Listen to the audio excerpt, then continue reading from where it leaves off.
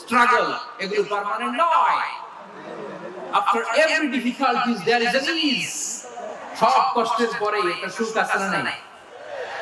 রব্বুল আলামিন বলেন ফাইন্না মাআল উসরি ইউসরা, ইন্না মাআল উসরি ইউসরা।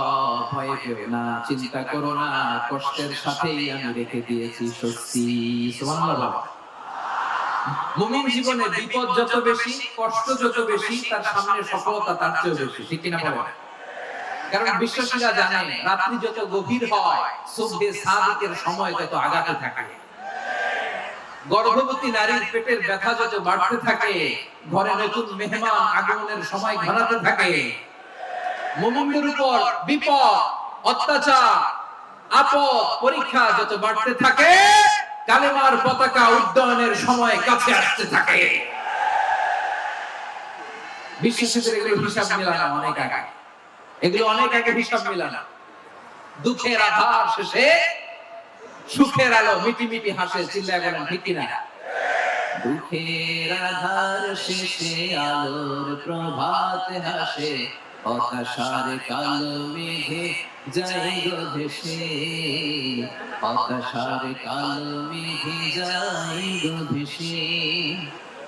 দুঃখের আধার শেষে আলোর প্রভাত হাসে, হতাশার কালো মেঘে যায় গো ভেসে, হতাশার কালো মেঘে যায় গো ভেসে। কোরআনের পাতায় পাতায় দেখো, ঈমানের পথ ঢাকা ব্যথার কাঁটায়।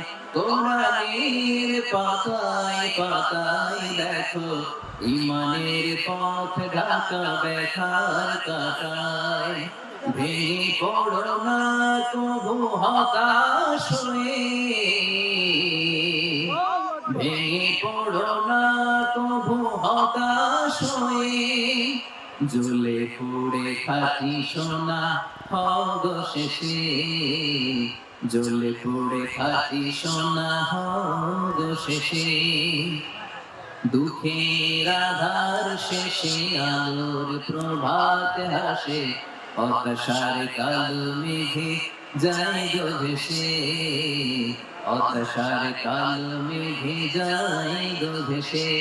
ঠিক কিনা বলে? দুঃখ যত বেশি, পরীক্ষা যত বেশি, কষ্ট যত বেশি, সুখের সময় তত কাছাকাছি। চিল্লায় বলতে হবে ঠিক কিনা?